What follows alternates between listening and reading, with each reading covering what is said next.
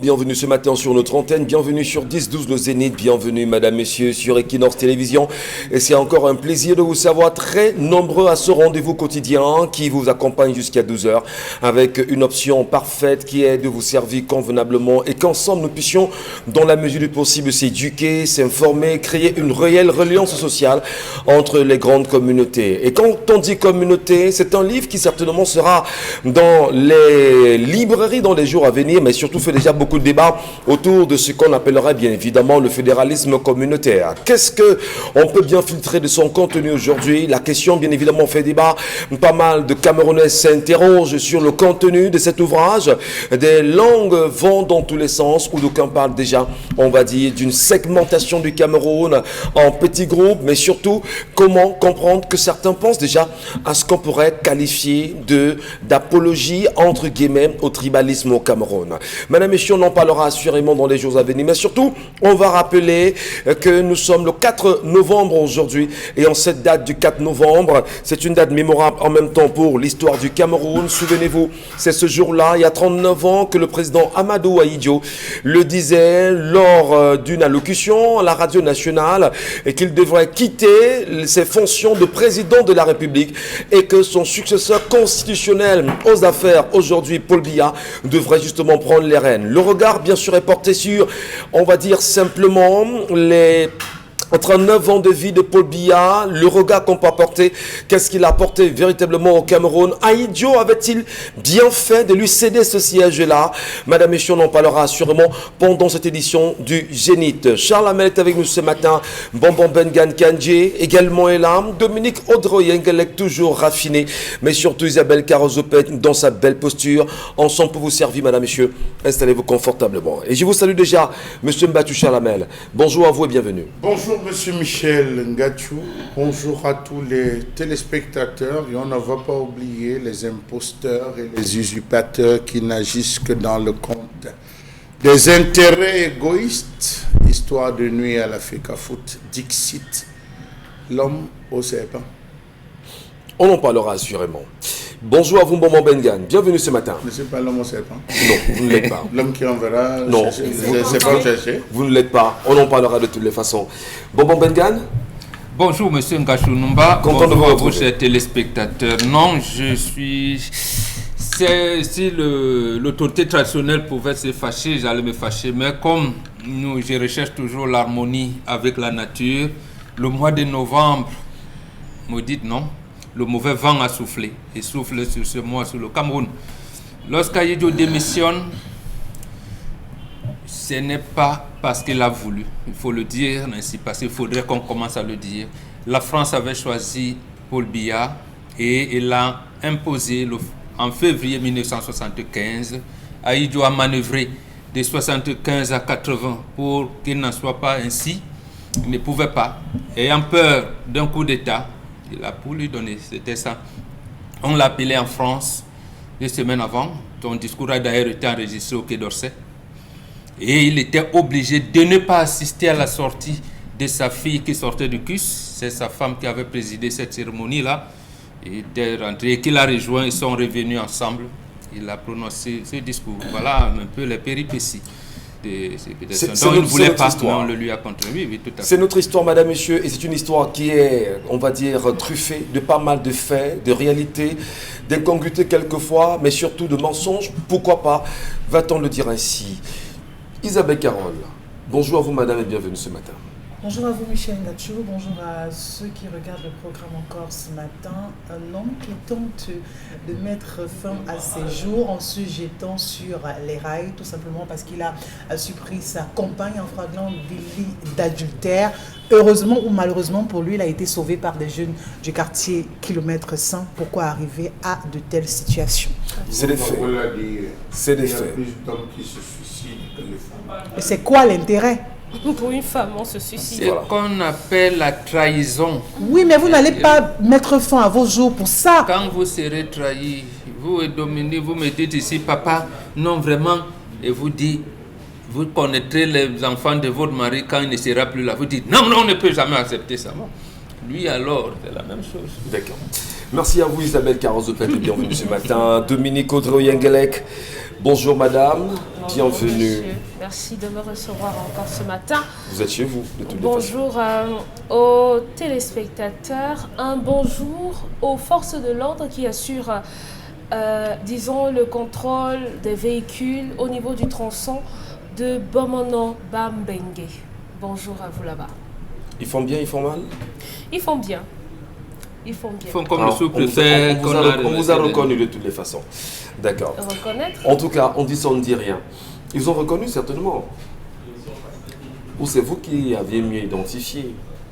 Non, ma fille, Je lui ai j'en inculqué la première notion d'observation. Voilà. Elle observe et elle raconte.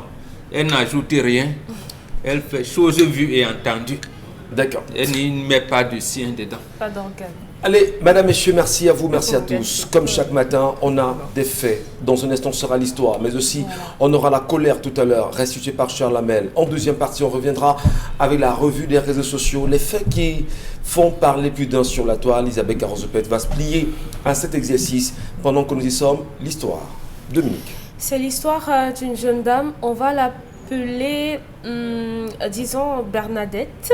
Elle dit qu'elle a connu un gars en 2013 et il était en licence. Elle était en première année de la formation. On va choisir notre formation. On va dire qu'elle est enseignante. Et ils ont vécu une histoire de 2013 jusqu'à aujourd'hui. Ça fait sensiblement 8 ans. Elle dit, le gars ne me donne rien comme argent de poche. Après ma formation, Dieu merci, j'ai eu la chance de trouver un travail où je n'ai jamais eu de problème de retard de salaire. En octobre 2019, je suis allée m'installer avec lui sans l'avis de mes parents ni de mes frères qui pensent que je vis encore avec une amie. Lui, il vivait dans la maison familiale dans un quartier de la ville de Douala.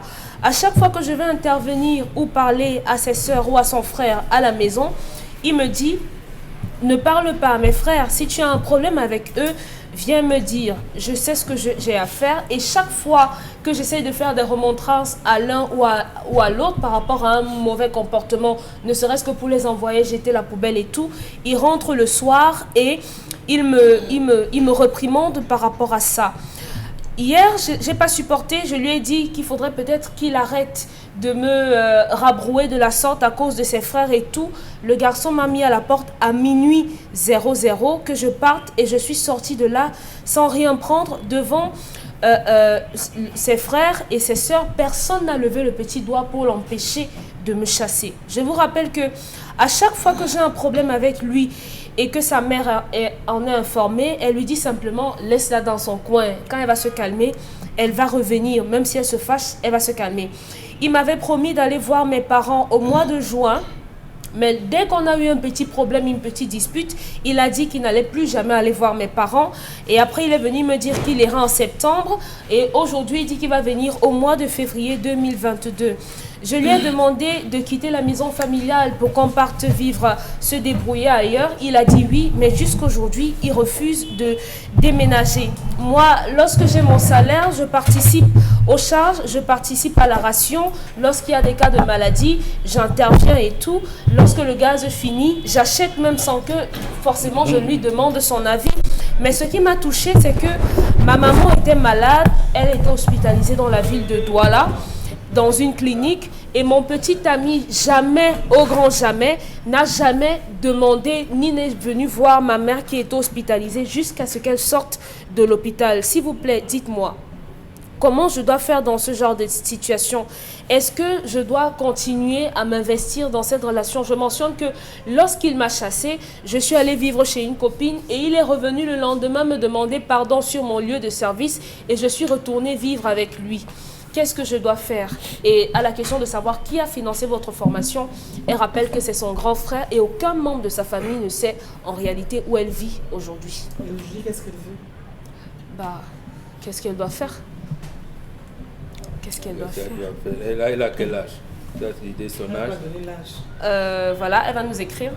Non, mais écoutez, à un moment donné... Hein, Non, attendez, on va- pourquoi ne l'a pas chicoté un peu? Non, mais à un moment donné, moi je dis, il y a des histoires, Il faut taper. il y a des faits. Il Je sais pas. faut lui donner 10 coups aux fesses À en la public. Oui, il y a en public.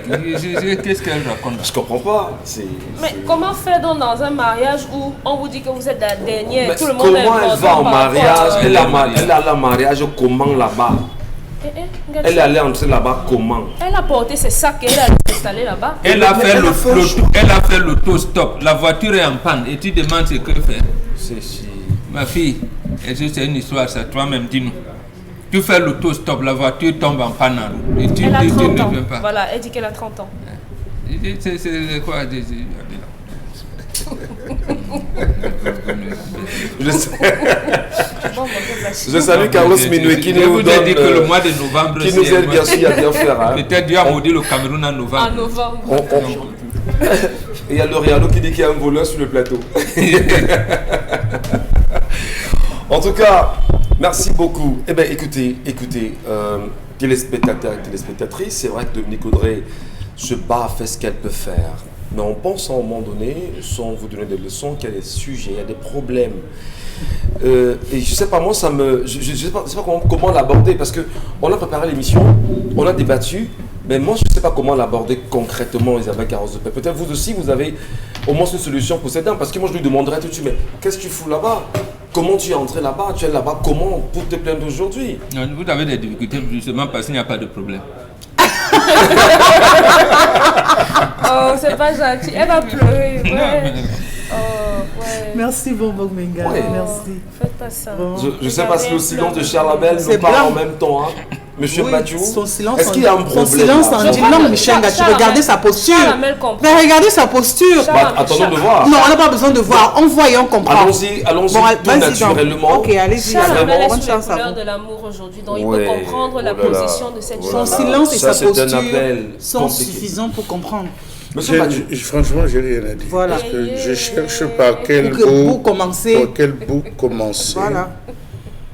Je cherche comment faire. Ouais. Elle est chez une copine, elle se retrouve chez un Marie. gars.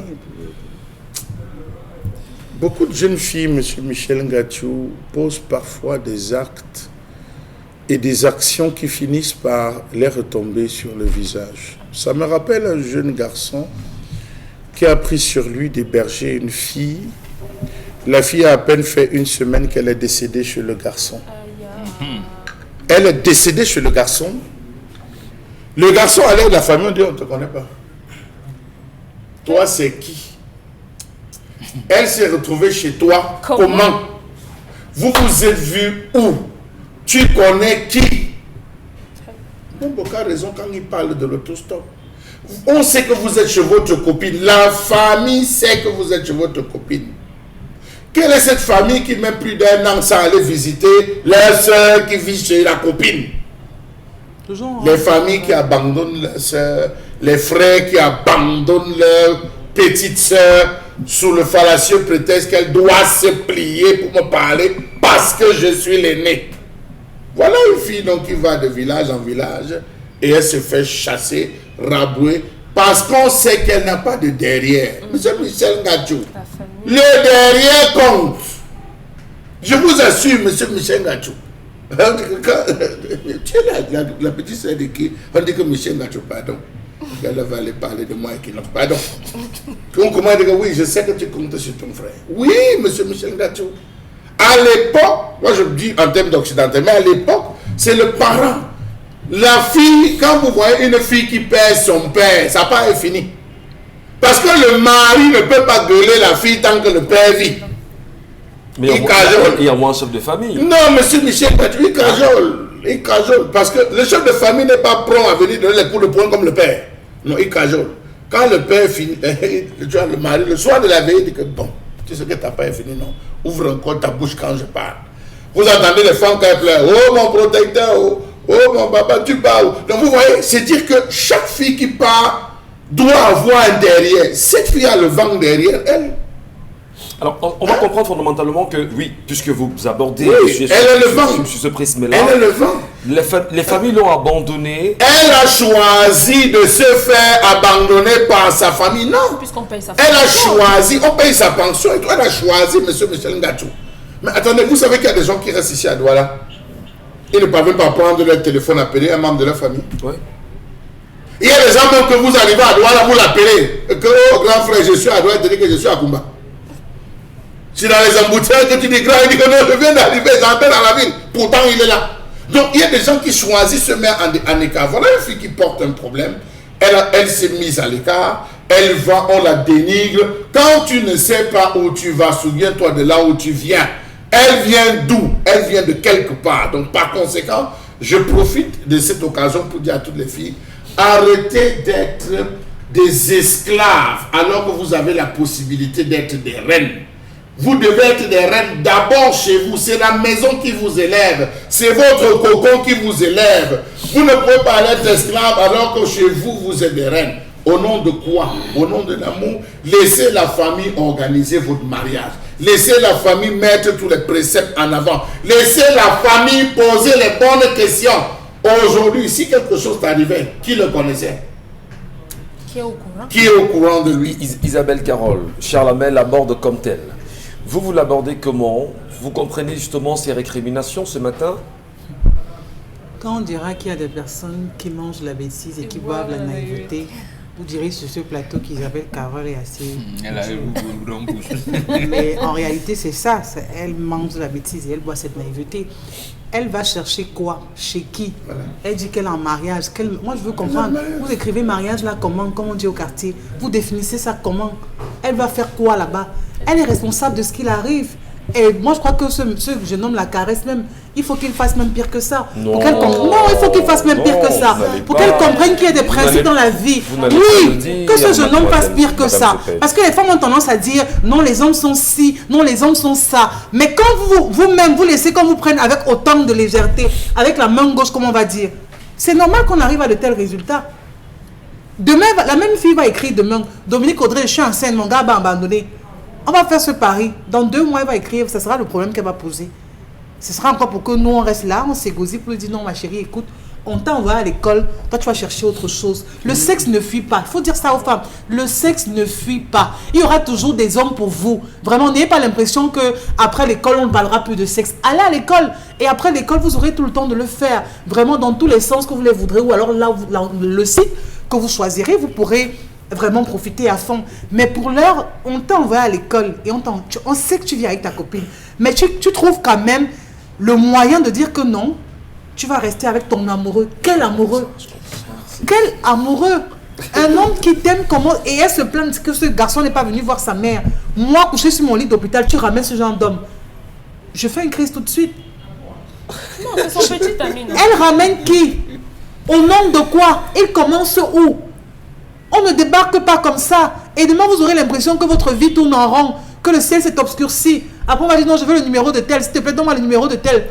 Ben, c'est parce que vous vous laissez aller dans ce genre de choses. Vous portez vous-même votre propre malédiction. Est-ce qu'on va dire justement qu'il y a une jeunesse, effectivement, parce que ça, c'est un exemple, naïve, têtue et incapable justement de penser son avenir.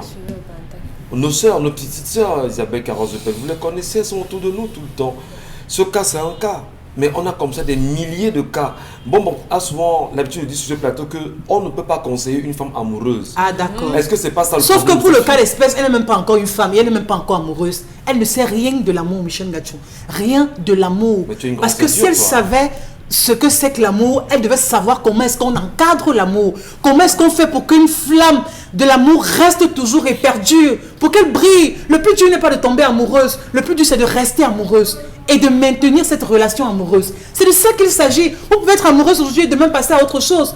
Comment on fait pour rester avec le même garçon, toujours avoir cette même énergie, toujours le regarder avec ses yeux amoureux? On apprend. On apprend tout ça. On apprend, mais s'il faut qu'elle apprenne, pour apprendre, ma chérie, commence déjà à faire tes bagages. Tu rentres d'abord en famille, ne rentre même plus chez ta copine. Oui, rentre en famille.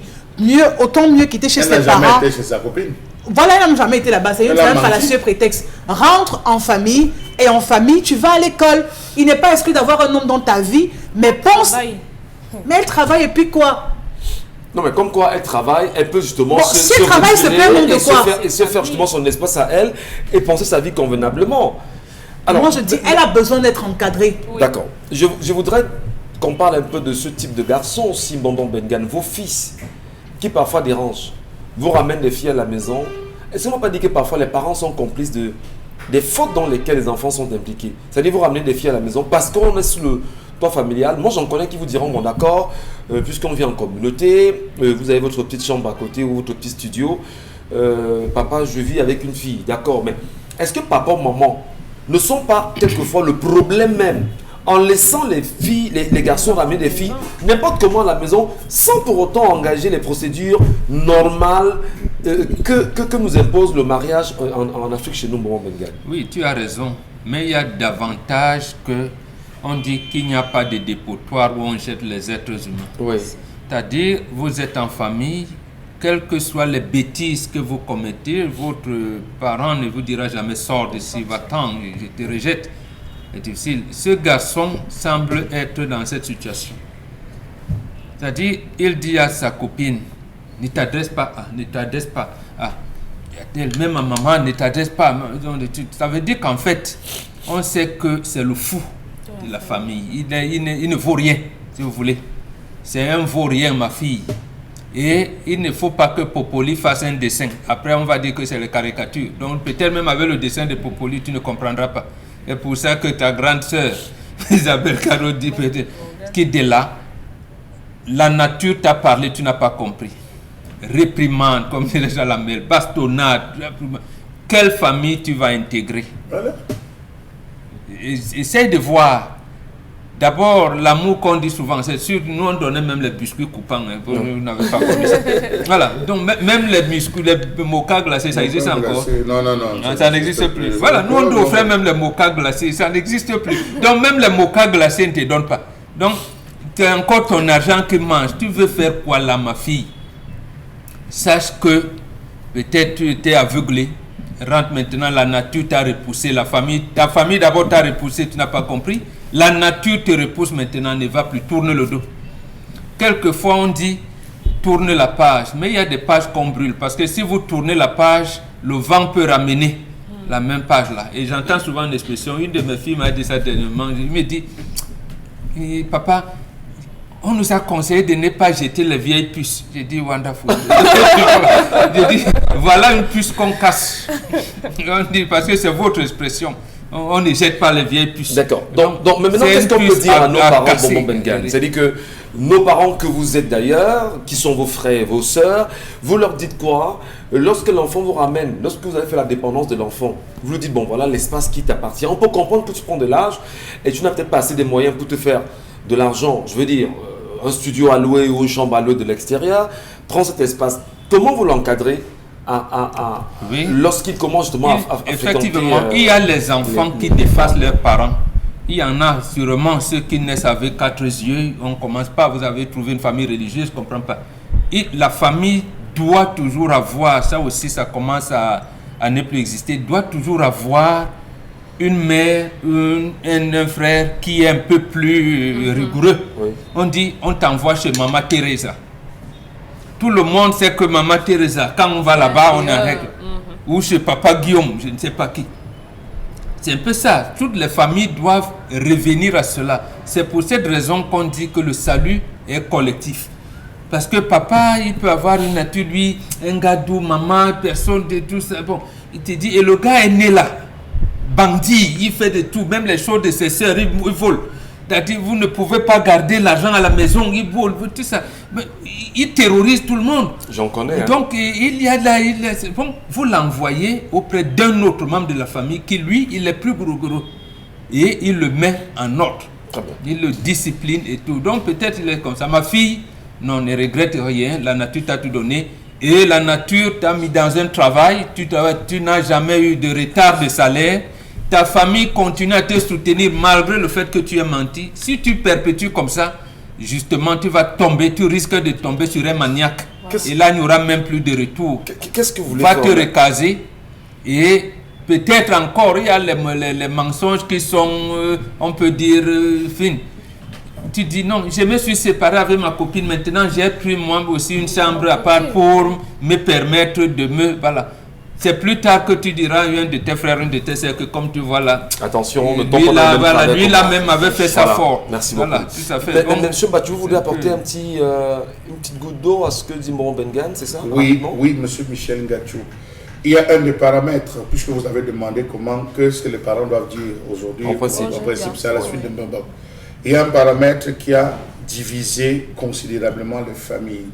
Le fait pour chaque maman de servir séparément les enfants. Créer l'union tout jeune, servez dans le même plat. Dans le même plat. Apprenez aux enfants à manger ensemble, Monsieur Michel Ngachou. Cette notion a disparu. En fonction de comment ça finit, la mère ajoute.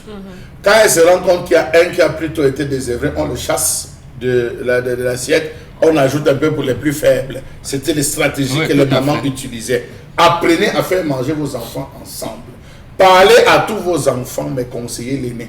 Parlez à tous vos enfants de la même manière. Parce que vous avez des parents qui créent une division suivant le nom que l'enfant porte. Elle s'agrippe plus à Isabelle Carole qu'à Dominique Audrey.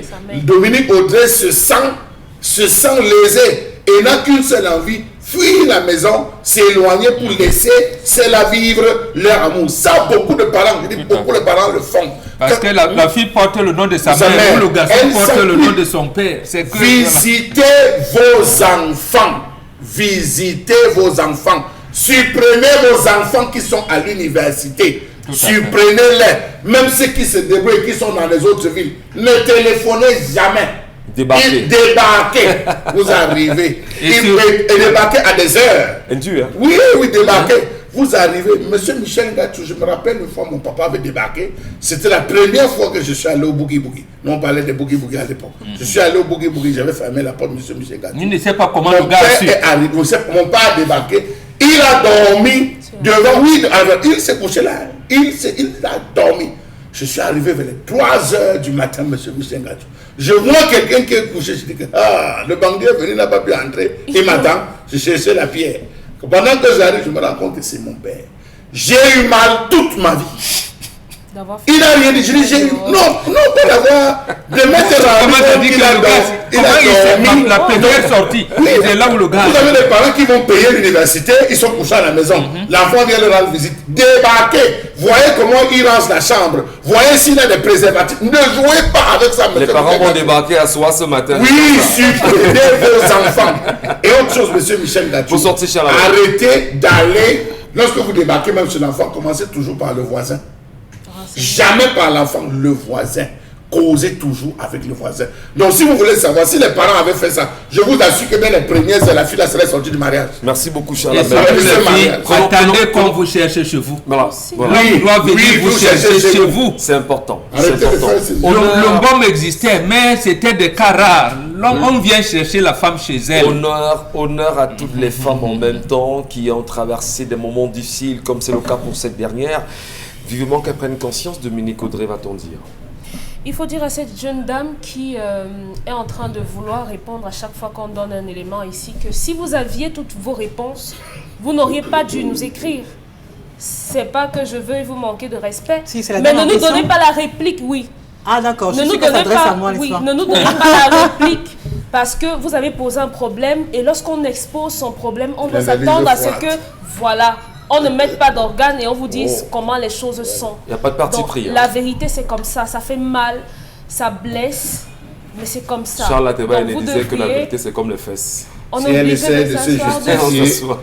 essaie de se justifier, ça veut dire qu'elle est encore amoureuse et elle veut vivre avec son bourreau. Elle n'est même pas amoureuse. Elle ne sait même pas ce que c'est. Alors Dominique, qu'est-ce que vous lui dites concrètement, puisque vous la lisez, vous l'écoutez, vous avez le temps d'échanger avec elle, Mademoiselle Oyengelek?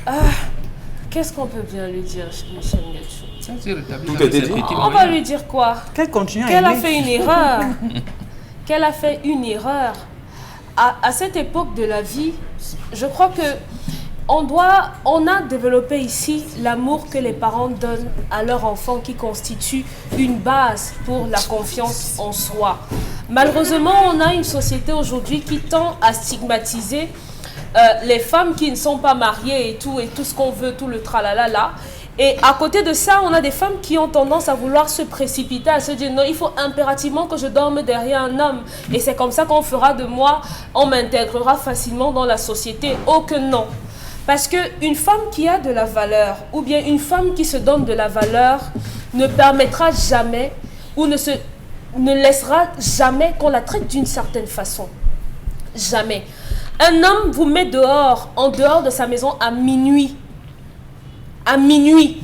Il ne veut même pas savoir où vous avez dormi. Il ne veut pas savoir comment vous avez fait pour partir de chez lui. Mais vous avez quand même le culot de repartir dormir encore avec lui. Les positions araignées et tout ça. Avec la personne qui vous a chassé. Calmez-vous. Et la personne qui vous a chassé à 7 heures de la nuit. Et vous avez quand même, je crois que les femmes doivent apprendre à s'aimer. Les femmes doivent apprendre à se préférer. Vous devez vous préférer. Parce que si un homme vous aime véritablement, il doit se donner les moyens, il doit se battre pour vous avoir. Vous avez montré à cet homme que vous êtes seul au monde et que vous n'avez personne derrière vous. Lorsque vous engagez ce genre de relation avec quelqu'un en lui faisant savoir que comme tu vois là, ma mère ne sait pas que je suis avec toi ou bien mon frère ne sait pas que je suis avec toi. Donc vraiment si on apprend là on va même me tuer. Ce garçon va vous faire tout et n'importe quoi parce qu'il sait que vous-même vous n'aurez pas le courage de retourner dire à vos frères ou bien. Et moi je dis aux gens, s'il y a au moins une personne dans votre vie qui peut vous écouter sans vous juger, qui peut vous écouter, qui va peut-être vous gronder mais ne vous jettera jamais, c'est bien sûr votre mère. On ne peut pas avoir de secret pour sa mère.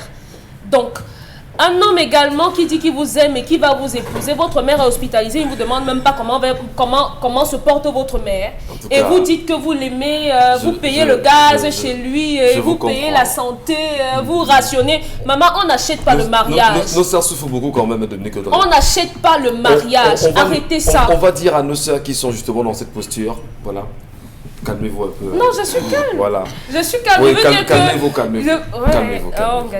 Calmez-vous. On va. Oui, calmez-vous. Sinon, on vous traitera parce comme que là, elle risquera de pleurer toute la journée. Il faut qu'elle pleure, Gachou. Non, d'accord. Il faut qu'elle doit pleurer parce qu'elle a fait trop de bêtises. Il faut qu'elle pleure. On ne peut pas vous payer l'école. On sait que vous êtes au début. Oui, vous êtes à Douala, vous avez commencé à travailler. Vous prenez l'argent là. Vous partez investir sur un homme. Okay. Quelle est l'économie que vous-même vous avez le cœur a ses raisons que la raison ignore. Arrêtez ça. Oh, quel cœur. Quelle raison, quel amour, quel cœur. Merci Dominique Audrey. Merci Charles Labelle, Dominique Audrey, Isabelle Carros, mais surtout on va dire à nos petites sœurs, faites attention. Et à nos boules d'énergie, s'il vous plaît, oui, on viendra vous chercher à la maison, c'est normal. On vous cherche à la maison, on vous ramène chez nous, c'est normal. Parce que les femmes doivent être honorées. Et c'est important.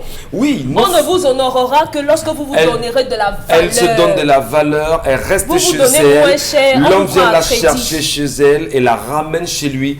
Là, elle a toute la valeur qui va avec. Voilà. Merci beaucoup. Merci pour la leçon ce matin, on a entendu. On espère que la petite soeur qui nous a écrit ce matin prend également la belle leçon. Mais surtout, parlons d'autre chose.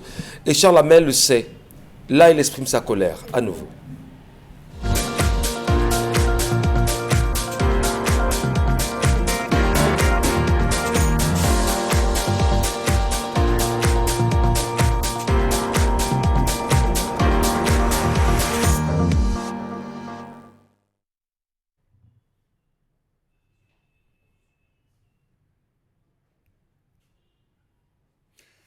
Je m'interroge ce jour sur la question de la grogne, de la colère, des frustrations des personnels non enseignants dans les universités de ce pays. Ce n'est pas le cas d'une seule université, mais hélas, de l'ensemble des universités où le personnel non enseignant souffre. Comment comprendre le calvaire que vive le personnel non enseignant dans nos universités? Personnel d'appui sans salaire, personnel d'appui au salaire de catéchistes, personnel d'appui méprisé, personnel d'appui humilié, personnel d'appui rejeté, personnel d'appui oppressé par le travail. Comment comprendre cette gestion à tête chercheuse? Savez-vous que certains recteurs, se prenant pour Dieu, ont supprimé la quasi-totalité des avantages de certains parce que, disent-ils, ils ont des pouvoirs? Comment comprendre le bénéfice dont jouissent certains au bénéfice du repli identitaire décrié dans certaines universités où seul le repli identitaire paye. Suivant que celui qui a la tête est votre frère, les positionnements sont différents, les considérations sont différentes, les envois en mission aussi sont assez particuliers et les dépannages bien lourds. Il parle, le personnel d'appui, de mauvaise foi, trafic d'influence, népotisme et discrimination. Les multiples marches, les multiples revendications, les multiples appels à contestation ont trouvé des solutions en haut, mais au niveau de l'implémentation, ça tarde. Pourquoi? Parce que le personnel non enseignant ne compte véritablement pas.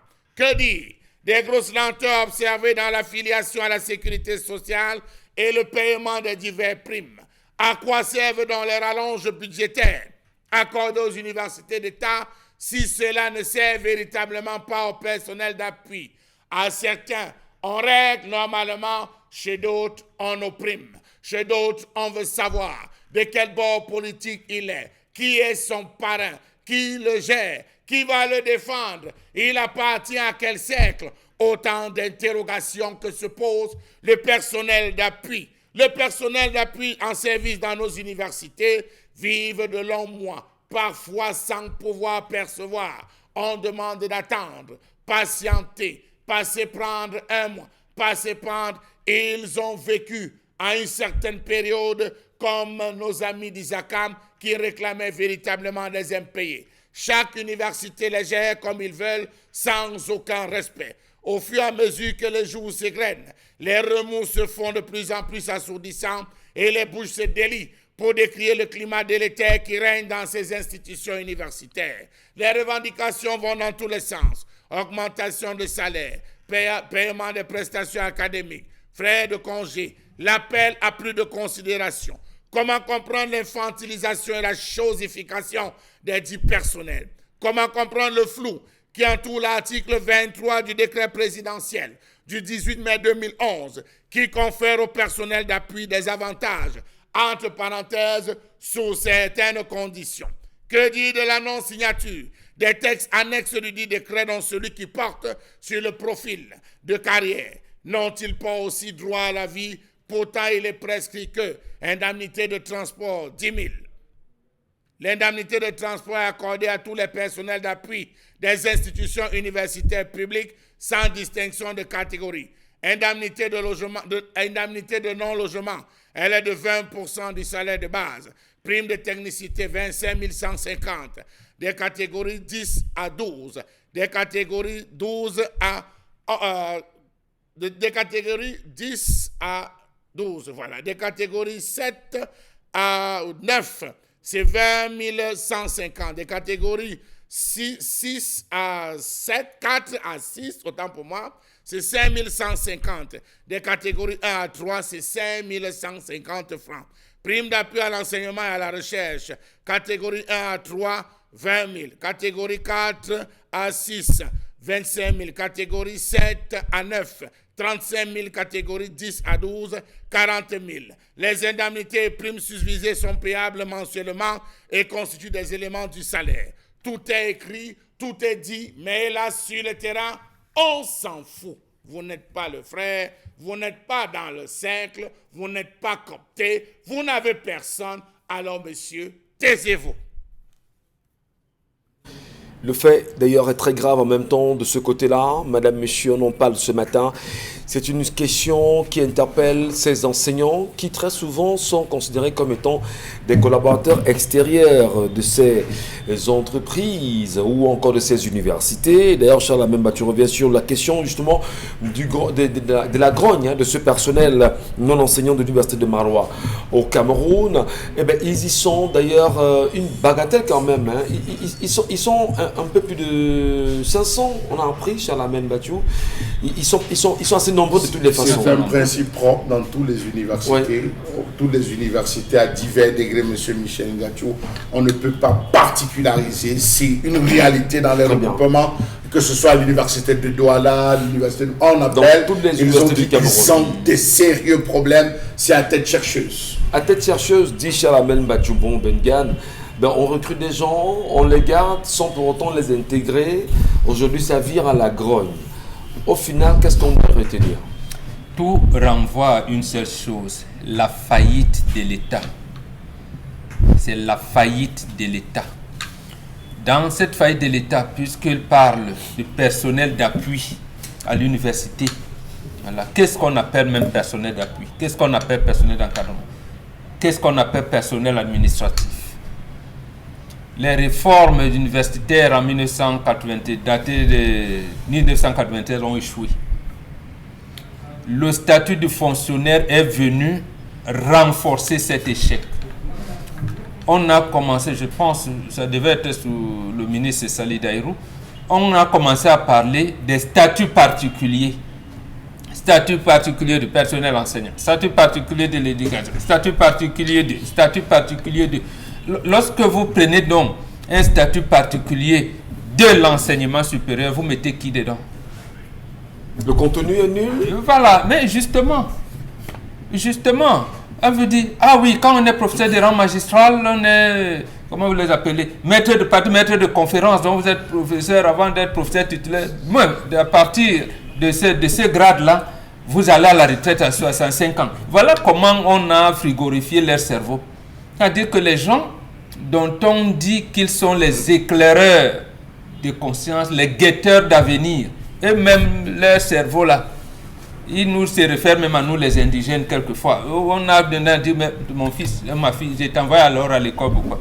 Donc, ils se limitent à ça, puisque nous, on ira à la retraite à 65 ans. Les docteurs, eux, c'est à 60 ans. Bon, ils oublient qu'ils appartiennent dans un cadre où, à partir du vigile, secrétaire, ainsi de suite, jusqu'à eux qui sont comme ça, ils prennent des sciences. Maintenant, il se trouve que l'université a le personnel qui vient de partout. Vous avez là le corps médical, parce qu'il y a un centre de santé à l'université. Il y a un centre de santé à l'université qui doit enregistrer les étudiants, qui doit veiller, est-ce qu'ils sont venus avec les cartes. Eux, c'est le personnel de l'université ou quoi? Dépendent-ils du statut particulier du ministère de la Santé? Point d'interrogation. Les enseignants du lycée qu'on a pris là-bas, à part des méthodes qu'on connaît quelquefois et d'autres méthodes qu'on ne connaît pas, ils se trouvent être chargés de courrier ici, chargés de celles là-bas, chargés de celles ici. Il obéit à quel statut? Voilà. Les enseignants même que l'université recrute, il y en a qui sont fonctionnaires, il y en a qui sont contractés parce que l'université a recruté. Donc, tout le monde, chacun y est entré avec une porte. Ils ont quel statut? Il y a ce qu'on appelle dans le langage des fonctionnaires les agents décisionnaires. Donc, le recteur estime que par rapport à ceci, Bengan Security, il doit prendre le vigile, voilà, qui doit venir là. Bon, ils sont dans quel statut? Donc la question justement aujourd'hui, c'est le statut qui est supposé parce leur que être là, attribué. il y a beaucoup de gens, comme on dit université, c'est l'univers. Effectivement. Donc c'est vraiment le cosmos. Les gens, ils sont, et chacun a son statut. Maintenant, la même université, on lui dit, tu as une direction extérieure du ministère de l'enseignement supérieur. Tu dois nous donner 2 milliards tous les ans. 2 milliards tous les ans. Hein. Tes inscriptions, là, tu ne gères pas, mets ça dans telle banque. D'abord, on te dit que tu vas gérer les inscriptions de tout. Et toi-même, là, pour que la faculté de droit, sciences juridiques achète, je ne sais pas moi, le matériel informatique pour que les notes sortent et tout, il faudrait un marché Maintenant, le marché, le doyen de cette faculté n'a pas... On lui dit seulement, tu as une signature de l'ordre de... Mais c'est le recteur qui est ici. Mais maintenant, avant le recteur, il y a un vice-recteur chargé de l'enseignement. Il y a un autre vice-recteur chargé de la professionnalisation des enseignements. Il y en a d'autres. Vous voyez que il y a tellement de choses, mais tout revient à un statut. Quand vous travaillez donc à l'université, est-ce que la jeunesse et des sports qui envoient les professeurs d'éducation physique là-bas, ils ont quel statut? C'est un peu ce global là qui nous amène à la faillite de l'État. Merci parce Mohamed que Gall. on Vous n'est avez pas créé organisé. justement tous les ralliements qui peuvent retomber au niveau de l'univers, qui est l'université, on va le dire ainsi. Isabelle Carros-Pet, finalement, c'est la question du statut qui est toujours posée pour ces enseignants non intégrés. Pour le personnel non enseignant, donc pour ce personnel non enseignant, justement, des universités. Alors, lorsqu'ils y sont, lorsqu'ils se retrouvent là, qui est supposé justement comprendre leur situation? Est-ce que ce n'est pas ici le ministère de la fonction publique et la réforme administrative qui devrait au plus vite comprendre le problème de ces derniers et mieux les intégrer que de s'adonner à l'université qui peut-être est limitée aussi? Non, je crois que c'est une chaîne. C'est une chaîne et ça ne s'arrête pas simplement à ce ministère-là. Je crois que c'est toute la chaîne qui est malheureusement biaisée. Les choses ne sont pas suffisamment décentralisées. Et quand bien même c'est le cas, ce personnel n'arrive pas à pouvoir avoir ce qui leur revient de droit. Si les enseignants eux-mêmes, dans ces universités, que ce soit à Maroua, à Douala ou à Yaoundé, combien de fois les enseignants ont entamé ou alors ont décidé de faire grève? Plusieurs fois. Pour quelle raison? Pour ces mauvais traitements. Les enseignants eux-mêmes qui sont en premier plan lorsqu'on parle des universités n'arrivent même pas ou alors partagent justement leur agonie. Combien de fois le personnel non Vraiment enseignant? l'agonie, Oui, c'est ça le mot. ils partagent leur agonie. Les enseignants qui sont en premier plan, parce que lorsqu'on parle d'université, on voit tout de suite ces enseignants qui devraient d'abord avoir la priorité quand on parle de toute chose. Ce sont eux d'abord qui devraient être là. Mais eux déjà sont très maltraités et plusieurs fois n'ont pas cessé de faire grève. Des grèves justement dans lesquelles on est venu les calmer, mais on n'a pas entièrement résolu leur situation. Donc quand eux enseignants regardent le personnel non enseignant manifester, non mais franchement, ils ont simplement envie de sourire et de dire que ben nous on le fait depuis fort longtemps. Jusqu'ici, on n'a jamais eu une situation favorable pour notre cas. Aujourd'hui, vous ajoutez encore à notre cause, mais sachez que pour vous, ça n'aboutira pas. Et pourtant, l'université ne saurait fonctionner sans le personnel non enseignant. Absolument. C'est impossible. Parce qu'il faut noter qu'il y a des agents d'entretien, il y a le gardinage, il y a vraiment ce domaine de santé. Laissons ce volet d'appui. Le personnel d'appui qui accompagne le personnel enseignant. Voilà. Ils sont là et ils jouent un rôle extrêmement important, ce personnel non enseignant. Ils jouent un rôle extrêmement important parce que justement, c'est pour ça qu'on parle de personnel d'appui. Parce que ces enseignants, pour la plupart du temps, sont absents. Sont entre deux avions. On manquait tel cours, tel autre cours. Se réfèrent au personnel d'appui pour dire non, va donner tel cours de cette façon, va faire ci, va faire ça. C'est ce personnel d'appui qui permet aux étudiants un temps soit peu de pouvoir être au moins à la ligne. Absolument. Donc, on ne saurait les traiter de cette façon. Donc, je dis, il ne faut pas toujours qu'on entame des manifestations pour pouvoir être entendu. On peut être entendu sans faire grève.